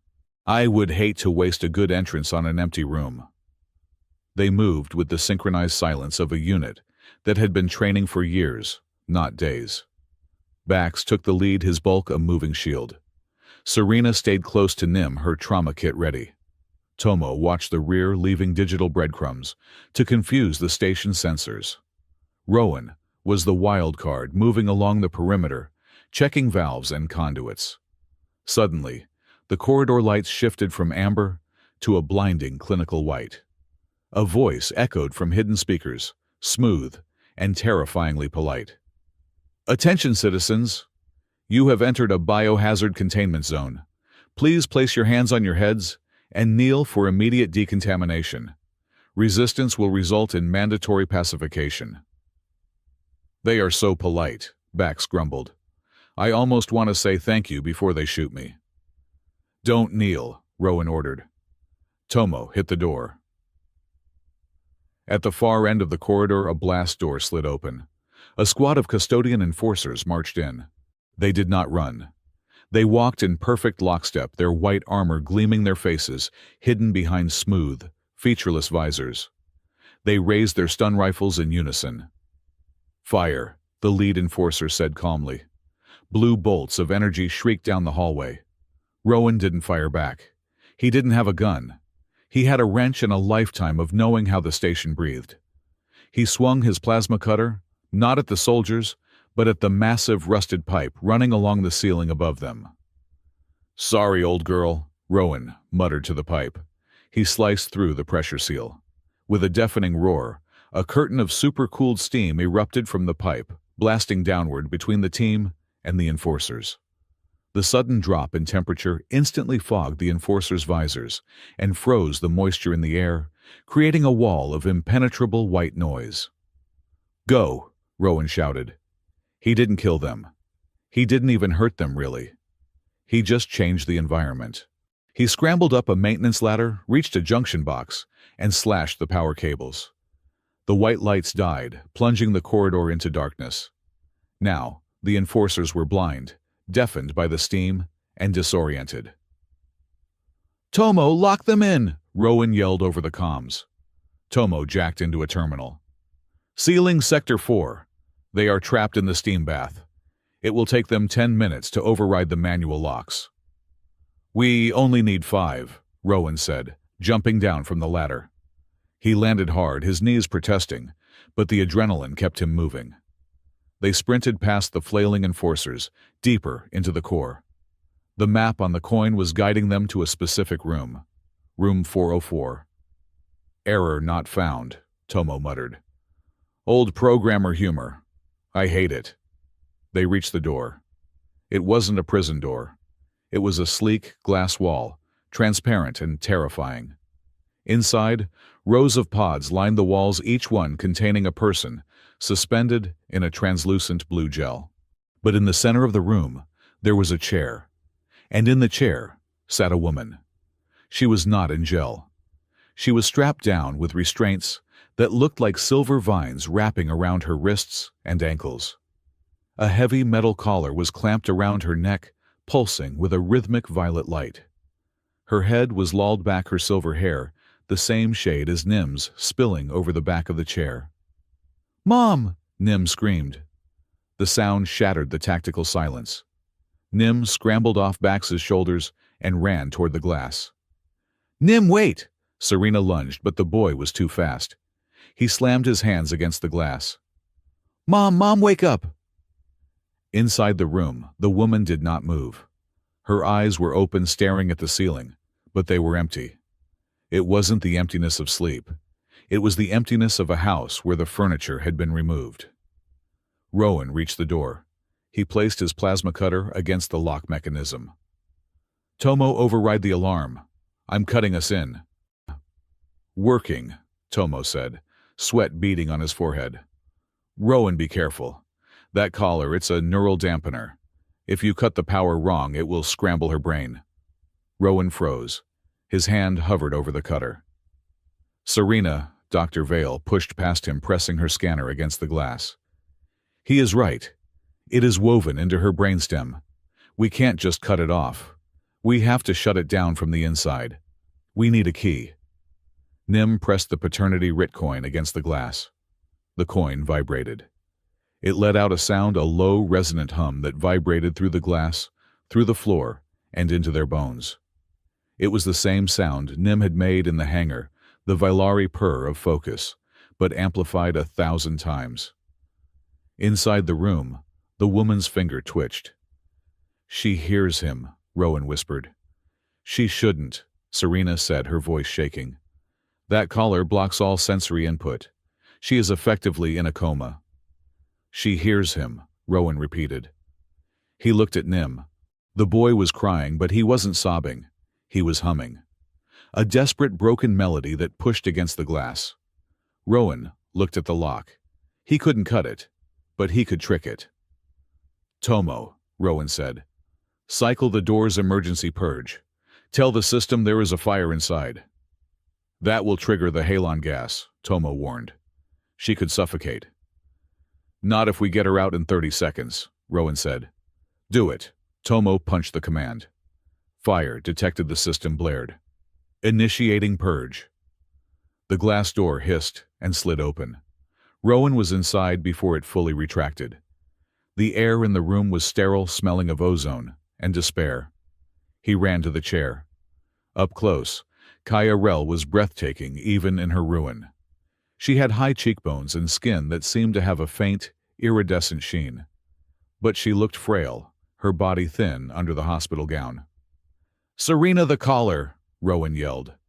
Serena was already there, her fingers flying over the collar's interface. "It is locked tight. I need the code. The cancellation code." "The coin," Nim said. He was standing beside the chair, trembling. He held up the coin. "The coin has the code. It is family data." Serena grabbed the coin and slammed it into the data port on the side of the collar. The collar shrieked. Violet light flared, then turned a soft, harmless blue. With a mechanical click, the lock disengaged. Serena pulled the collar open and threw it to the floor. Kaya gasped. It was a terrible, ragged sound, like someone breaking the surface of the water after drowning. Her body arched against the restraints. Her eyes, which had been glassy and dull, suddenly dilated. The amber irises, identical to Nim's, flooded with confusion, then terror, then focus. She looked around wildly. She saw Serena. She saw the room. And then she saw Nim. "Nim!" Her voice was a ruin, cracked and dry. "Mom," Nim sobbed, burying his face in her lap. Kaya's hands were still strapped down, but she leaned her head forward, rubbing her cheek against his hair. "You are loud. You are so loud." Rowan stood back, giving them space, but his heart was hammering against his ribs. He felt like an intruder in a holy place. Kaya lifted her head. Her eyes locked onto him. For a moment, nobody spoke. Rowan felt stripped bare by that gaze. She looked at his grease-stained coveralls, his scarred hands, the wrench hanging from his belt. She looked at him not as a savior, but as a variable she hadn't calculated. "You," Kaya rasped. "You are the husband my son hired," Rowan swallowed. He tried to summon some of his usual deflection, some of the sarcasm he used as armor. "Temporary position. The benefits package is terrible." Kaya stared at him. Then the corner of her mouth twitched, a crooked, weak smile. I heard you, through the wall. You hum like a broken engine. I have been told, Rowan said, but I am looking to upgrade the contract, if you are interested. Upgrade? From hire to partner, Rowan said. We are getting you out of here. Rowan, Bax shouted from the doorway. Company, and this time they brought the heavy stuff. Rowan spun around. Through the glass walls he saw them. It wasn't just enforcers this time. Standing at the end of the corridor, flanked by two massive combat drones, was Sable Kor. The High Custodian was not wearing armor. He was wearing a pristine white suit. He looked disappointed, like a teacher who had caught a student cheating. Mr. Hart, Kor's voice projected through the glass, calm and amplified. You are making a mess of my laboratory. Get her loose, Rowan shouted to Serena. He turned to face the door. Tomo, close it. Lock it back up. I can't, Tomo yelled. He has an override key. He controls the whole network. Kor walked forward. The drones flanked him, their targeting lasers painting red dots on Rowan's chest.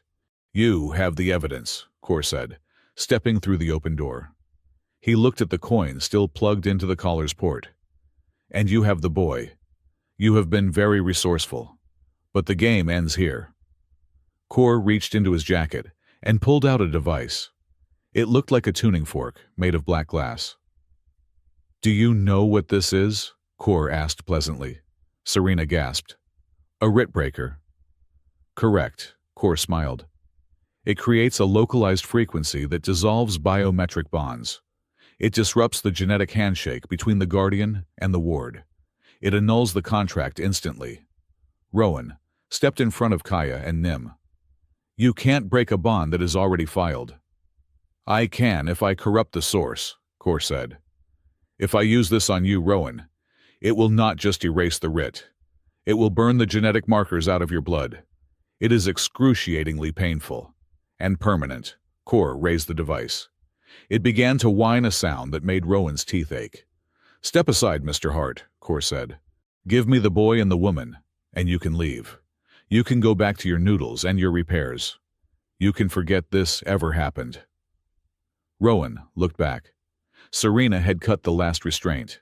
Kaya was free, but she was weak. She was trying to stand, leaning heavily on Nim. Rowan looked at Kaya. She met his gaze. There was no fear in her eyes anymore, only a fierce, burning challenge. She was ready to fight, even if she couldn't stand. Rowan looked at Nim, the boy who had offered him 10,000 credits, and a smile. I don't think so, Rowan said. He didn't step aside. He stepped forward. Suit yourself, Kor sighed. He activated the writ breaker. A beam of black distortion shot out from the device. It wasn't light. It was a tear in the air. It was aimed directly at the coin which was now in Nim's hand. If it hit the coin, the evidence was gone. The family was gone. Rowan didn't think. He didn't calculate. He dove. He threw his body in front of Nim, catching the beam squarely in the center of his chest. The pain was absolute. It wasn't like being burned. It was like being unmade. Every cell in his body that had accepted the writ, every drop of blood that had said, I am a father, screamed. The device tried to tear the guardianship out of his DNA. Rowan fell to his knees. He screamed a sound that was raw and animal. Dad! Nim shrieked. Rowan! Kaya cried out. Rowan gritted his teeth so hard, one of them cracked. He could feel the connection unraveling the golden thread that tied him to Nim fraying. But he held on. He forced his body to reject the rejection. I am his father, he thought, forcing the thought through the pain like a wedge.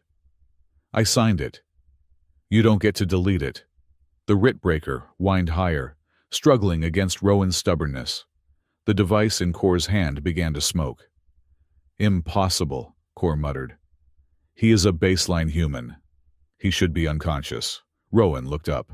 His vision was swimming in red. He saw Kor. He saw the surprise on the High Custodian's face. Rowan gasped, blood trickling from his nose. I fix things. He grabbed the heavy wrench from his belt. He couldn't stand. He couldn't reach core. So he threw it. He threw it with every ounce of strength he had left. The wrench spun through the air, a clumsy, desperate projectile. It didn't hit core. It hit the writ breaker in his hand. Crack. The black glass shattered. The beam died instantly. The backlash knocked core backward. The device exploded in a shower of sparks, scorching core's pristine suit. Rowan collapsed forward, his face hitting the cold floor. The silence that followed was deafening. Then hands were on him. Small hands. Large hands. Dad, breathe, Nim was crying. Rowan rolled over, groaning. His chest felt like it had been kicked by a mule. He looked up. Kaya was there. She had fallen to her knees beside him. She wasn't looking at the door. She wasn't looking at the enemy. She was looking at him. Her hand reached out and touched his face. Her fingers were cool, trembling. You took it, Kaya whispered, her voice filled with awe. You took the break. For us, Rowan managed a weak cough. I told you I wanted to upgrade the contract, Kaya's eyes filled with tears. For the first time, the mom, Nim, had described the one who pretended to be strong, cracked. She looked at him with a vulnerability that terrified him more than the gun. You are an idiot, she choked out. It's my best feature, Rowan wheezed. Back smoke, Serena yelled. Bax pulled the pin on a smoke grenade and hurled it into the corridor. Thick gray smoke billowed out, blinding the drones. We have to move, Serena commanded. Rowan, can you walk? I can run, Rowan lied. He tried to stand and immediately stumbled. Kaya caught him. She was weak, barely able to hold herself up, but she wedged her shoulder under his arm. Lean on me, she said. You can't carry me, Rowan protested. Shut up, husband, Kaya said fiercely. We carry each other, she grabbed his hand. It wasn't a romantic gesture. It wasn't soft. She gripped his hand hard, her claws digging slightly into his skin. It was the grip of someone hanging off a cliff, finding a rock that wouldn't give way. It was an anchor. Nim, hold on to Bax, Rowan ordered, his voice returning. Tomo, blow the door. Tomo detonated the small charges he had set on the rear ventilation hatch. The metal grate blew outward. Go, go, go. They scrambled through the smoke, diving into the narrow maintenance shaft, just as the drones opened fire. Laser blasts scorched the wall where they had been standing a second ago. They slid down the chute, tumbling into the darkness of the lower levels, away from the core, away from the clean white lights of the Order. They landed in a heap on a pile of refuse in Sector 7. The air here smelled of garbage and rust, but to Rowan, it smelled like freedom. He lay on his back, staring up at the distant flickering lights of the station ceiling. His chest throbbed with a dull ache, but the sharp tearing pain of the writ breaker was gone. He checked his thumb. The scar from the coin was still there. He was still a guardian. Kaya was lying next to him. She was breathing hard, her silver hair matted with sweat. She turned her head. We are alive, she said, sounding surprised. We are, Rowan agreed. Nim crawled over them, squeezing between them. We beat him. Dad broke his toy. Rowan laughed, and it hurt, but it was a good hurt. But then a voice echoed from the public address speakers above them. It was Core. He didn't sound angry. He didn't sound defeated. He sounded amused.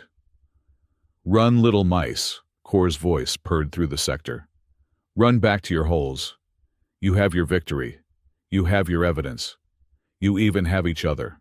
Rowan sat up, tension returning to his shoulders. But remember this, Rowan Hardcore continued. You threw yourself in front of that beam to save a memory you don't even have. You think you are a hero, no. You are just a man who forgot who he used to be. The speakers clicked off. Rowan frowned. What does that mean? Serena looked away. Bax shifted uncomfortably. Kaya sat up slowly. She looked at Rowan, and for a second, the warmth in her eyes flickered, replaced by a shadow of something else. Something sad. He is trying to get in your head, Kaya said, but her voice was tight. Ignore him. She squeezed his hand again, but this time her grip was looser. Let's go home, she said. Rowan looked at her, then at the speaker. He felt a cold knot form in his stomach beneath the bruise on his chest. A secret. A memory he didn't have. He stood up, helping Kaya to her feet. He didn't ask. Not yet. Yeah, Rowan said. Let's go home. He walked out of the refuse pile, limping slightly, holding the hand of a woman he had just met, but had already died for. The door to the past was open now, and whatever ghosts were coming through, he knew he couldn't close it again. The data leak did not start with a bang.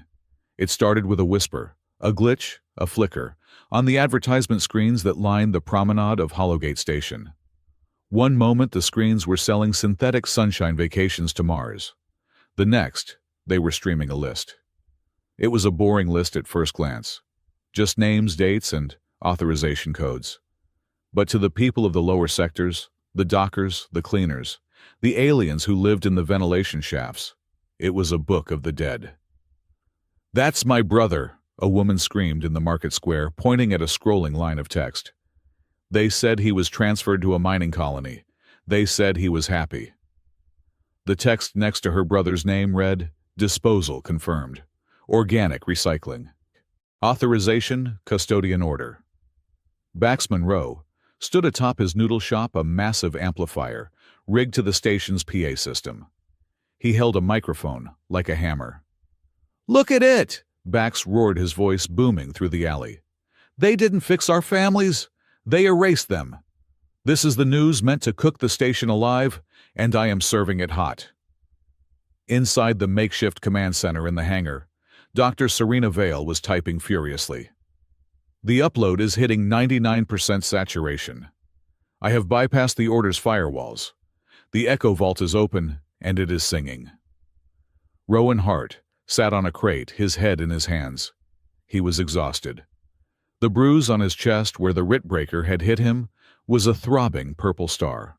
Next to him, Kaya sat upright. She was still weak, her skin pale, but her eyes were clear. She was watching the screens, watching the station wake up. It is done, Rowan said hoarsely. We exposed them. Now we just wait for the police. Not police, Nim said. The boy was standing by the hangar door, his ears twitching nervously. The High Custodian does not call the police. He calls the cameras. Nim was right. The blast doors of the hangar didn't blow open. Instead, the holographic projectors in the center of the space alley, the massive ones used for station-wide addresses, flared to life. Sable Kor appeared. He was not in his office. He was standing on the upper balcony of the plaza, looking down at the gathering mob. He looked immaculate. His suit replaced his face, a mask of sorrowful disappointment. Citizens, Kor's voice washed over the station, drowning out the shouting. Please, do not let panic rule you. The data you are seeing is a fabrication, a forgery created by a desperate criminal to hide his own sins. The crowd quieted, confused. Kor was good. He had been the voice of safety for 20 years. Rowan Hart, Kor said, gesturing to the hangar. He claims to be a guardian. He claims to be a father. But what is he really? A man with a violent past. A kidnapper holding a confused child, and a mentally unstable woman hostage. He is using deep-fake algorithms to slander the order. Rowan stood up. He grabbed his wrench, not as a weapon, but as a talisman. I'm going out there, Rowan said. He will rip you apart, Serena warned. He is a master of debate. You are a mechanic. I'm not going to debate him, Rowan said. I'm going to let him look me in the eye. Rowan walked out of the hangar. Kaya followed him. She stumbled, but when Rowan reached out to steady her, she shook her head and walked on her own power. Nim ran to catch up, grabbing Rowan's hand. They walked into the space alley. The crowd parted. Thousands of eyes watched them. Humans, Volari cyborgs. They looked at Rowan's grease-stained clothes. They looked at the scars on Kaya's wrists. Kor looked down from his balcony. Ah, the cast of our little drama arrives, Mr. Hart, have you come to surrender? Rowan looked up. He felt small. But then, he felt Nim's hand squeezing his fingers, and the smallness vanished. I signed as a father, Rowan said, his voice amplified by Bax's rig. I signed as a human being, and now I am signing as a witness. The data is real, Core, and you know it. Is it? Core smiled. Or is it just noise? You claim Kaya Rel is a victim. But look at her. She is clearly unwell. The order was treating her. You stole a patient from a hospital and called it a rescue. Kaya stepped forward. She took the microphone from Rowan. Her hand was trembling, but her voice, when it came, was like a blade of ice. I was a scribe, Kaya said. I wrote the forms. I know the language you use.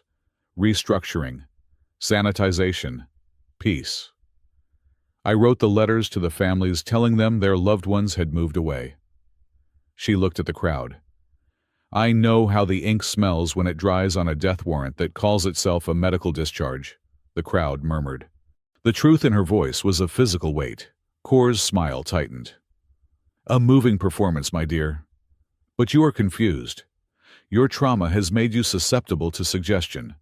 And Mr. Hart, well, he is the one suggesting it.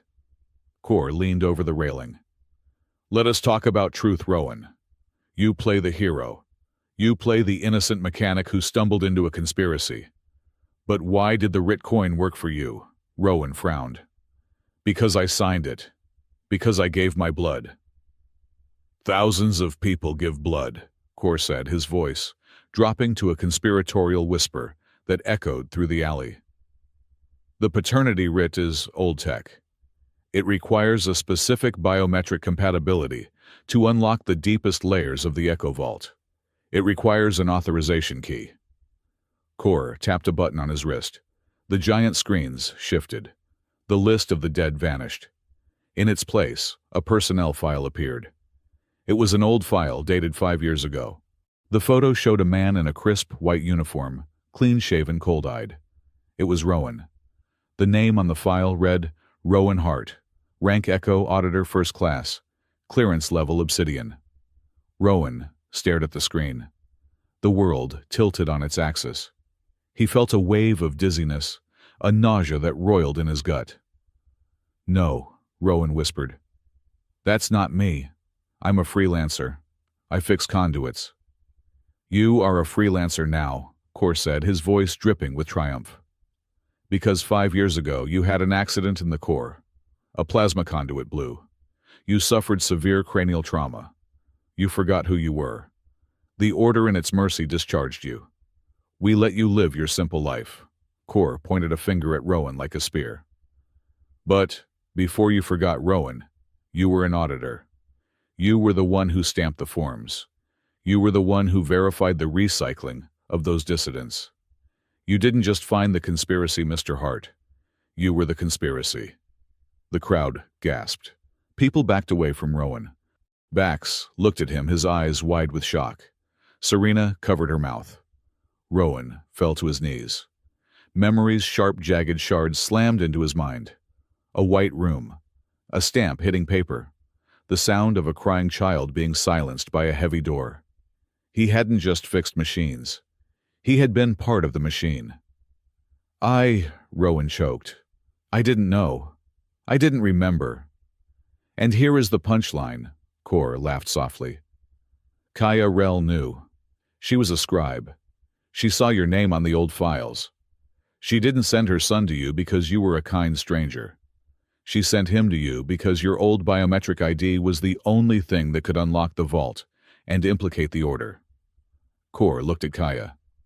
Tell him, my dear. Tell him he was just a key. A useful idiot you used to burn me.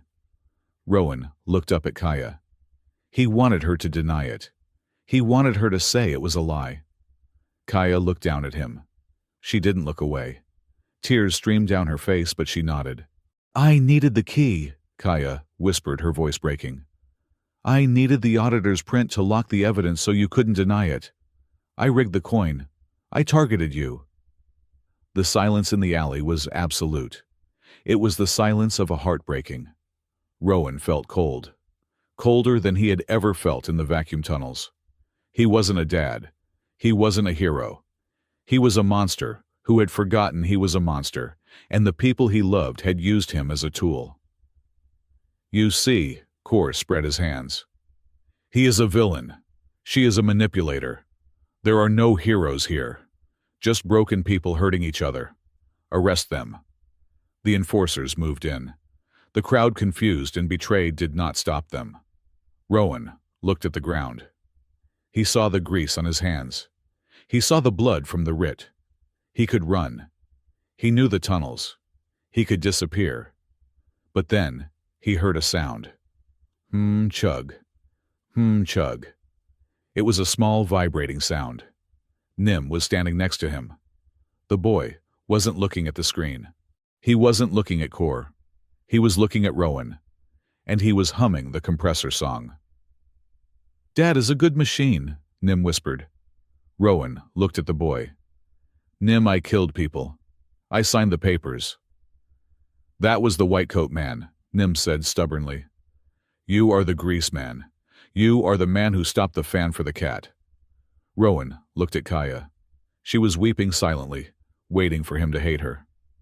"You used me," Rowan said. "Yes," Kaya sobbed. "I did. I was desperate. I wanted to save my son." She fell to her knees in front of him, grabbing his shoulders. "But Rowan, I didn't know you would come for me. I didn't know you would take the beam for us. I hired a key, but I found a person." Rowan looked at her hands, holding him. He looked at Nim, humming beside him. He stood up. He didn't stand up like a soldier. He stood up like a mechanic who had just found the biggest, ugliest break in the engine and decided to fix it. "Wait," Rowan said. His voice wasn't loud, but it stopped the enforcers. Rowan looked at Kor. "You're right," Kor blinked. "Excuse me." "You're right," Rowan shouted, his voice cracking with emotion. "I was an auditor. I stamped those forms. I have blood on these hands that I can't even remember spilling." He turned to the crowd. He didn't hide. He opened his arms. "I am guilty," Rowan yelled. "I was part of it. I am the monster in the files." The crowd murmured, angry now. "But," Rowan pointed at Kor, "I am the monster who woke up. I am the monster who is standing here admitting it. I am not hiding behind a balcony and a nice suit. I am standing in the dirt, and I am telling you the truth." Rowan walked toward the enforcers. He held out his wrists. "Arrest me," Rowan said. "Put me on trial. I will tell you everything my clearance code unlocks. I will give you every name, every date, every sin. I will rot in a cell if that is what justice costs." He looked back at Kaya and Nim. "But you don't touch them," Rowan snarled at Kor. "I am the criminal. They are the witnesses. You take me, and you leave them alone." Kor's smile faltered. "This is pathetic. You are confessing." "I am taking responsibility," Rowan said. "Something you have never done in your life." Bax slammed his fist on the railing of his shop. "He's right. The mechanic owns his mess. What do you do, Kor? You shred yours." "I stand with the mechanic," Tomo yelled from the crowd. "I stand with the dad," a docker shouted. Suddenly the crowd wasn't looking at Rowan with hate. They were looking at him with recognition. They knew what it was to make mistakes. They knew what it was to be used. But they had never seen a man in power admit he was wrong. "This is absurd," Kor hissed. "Enforcers fire, kill them all." The enforcers raised their rifles. But they didn't fire. The lead enforcer looked at Rowan. He looked at the kneeling woman and the child. He looked at the screen, showing the list of the dead. "My sister is on that list," the enforcer said, his voice distorted by his helmet. He lowered his rifle. He turned around and aimed it at the balcony. "Sir," the enforcer said, "step away from the railing." Kor's face went pale. "This is mutiny. I am the High Custodian." "You are a suspect," the enforcer said, "and the lullaby chamber is now a crime scene." Core tried to run, but the station security drones, finally overriding the order's protocols thanks to Serena's virus, blocked his path. The image of the perfect leader dissolved into a frightened man in a suit being dragged away by the very system he had corrupted. Rowan didn't watch Core leave. He collapsed onto the pavement, the adrenaline finally leaving him. Kaya crawled to him. She wrapped her arms around him, burying her face in his neck. "I'm sorry," she whispered over and over. "I'm so sorry." Rowan held her. He looked at his hands, the hands of a fixer, the hands of a destroyer. "We have a lot of work to do," Rowan said softly. "A lot of fixing." The weeks that followed were not a montage of easy victories. They were hard. They were the slow, grinding work of recovery. Rowan spent his days in interrogations, not as a prisoner, but as a cooperating witness. He unlocked the encrypted sectors of his own memory, vomiting up the ugly truths of the past so the station could heal. It was painful. Some days he came home to the hangar, which had been legally deeded to them by the new administration, and couldn't speak for hours. But he came home. Kaya went to therapy with Dr. Serena Vale. She learned to sit in a quiet room without humming. She learned that silence didn't mean death. Sometimes it just meant peace. She cried a lot, screaming out the ghosts of the lullaby chamber, but every time she finished, she looked a little less transparent. And Nim stopped paying. One evening, Rowan was fixing a toaster in the kitchen area of the hangar. Nim walked in and placed a glass of water on the table. "That will be 5 credits, Nim said out of habit. Rowan looked at him. "We don't do that anymore," Nim paused. "But it is a transaction." "No," Rowan said. He picked up the boy and set him on the counter. "It is a family. In a family you give things because you want to, not because you are buying your seat at the table. You already have a seat. It is bolted to the floor. You can't lose it." Nim looked at the water. "So it is free." "It is better than free," Rowan said. "It is yours." 6 months later, Space Alley was unrecognizable. It wasn't clean, it would never be clean, but it was beautiful. Strings of bioluminescent lanterns were draped between the rusted pipes, casting a warm golden glow over the wet pavement. The smell of ozone was replaced by the smell of Bax's spicy pork noodles and synthetic jasmine. Tables were set up in the middle of the street. It seemed like half the station was there. Scrappers in their best vests, doctors in clean scrubs, even a few enforcers off duty. Rowan stood under an archway made of recycled copper wire and white flowers. He was wearing a suit that Bax had found somewhere. It was a little tight in the shoulders, but it was clean. He was nervous. He kept checking his pockets for a wrench that wasn't there. "Stop fidgeting," Serena whispered, adjusting his tie. "You look like a human being. It is unsettling." "I feel like I'm going to throw up," Rowan admitted. "That is love," Serena diagnosed. "Or Bax's cooking. Either way, breathe." Then the music started. It wasn't a grand orchestra. It was a local band playing acoustic guitars and percussion on empty fuel drums. It was rough, rhythmic, and incredibly alive. Kaya walked down the aisle. She wasn't wearing white. She was wearing a dress made of shimmering blue fabric that looked like the nebula outside the viewport. She walked with her head high, her silver hair braided with small crystals. She didn't look like a victim. She didn't look like a scribe. She looked like a queen of the wreckage. She reached Rowan and took his hands. Her grip was strong. "You cleaned up," Kaya said, smiling that crooked smile that made Rowan's knees weak. "I tried," Rowan said. "I still have grease under my fingernails." "Good," Kaya said. "I like the grease. It means you are real." The ceremony was short. There were no priests, just Bax acting as the officiant, because he had the loudest voice. "Do you, Rowan, take this woman and her trouble?" Bax bellowed. "I do," Rowan said. "Do you, Kaya, take this man and his baggage?" "I do," Kaya said, her eyes shining. "Then I pronounce you a hearthhold," Bax declared. "Kiss her before the noodles get cold," Rowan kissed her. It wasn't a movie kiss. It was a desperate, grateful collision of two people who had almost drowned and found the shore. The alley erupted in cheers. People banged their chopsticks on the tables. "Speech!" someone yelled. Rowan pulled away, blushing. "No speeches.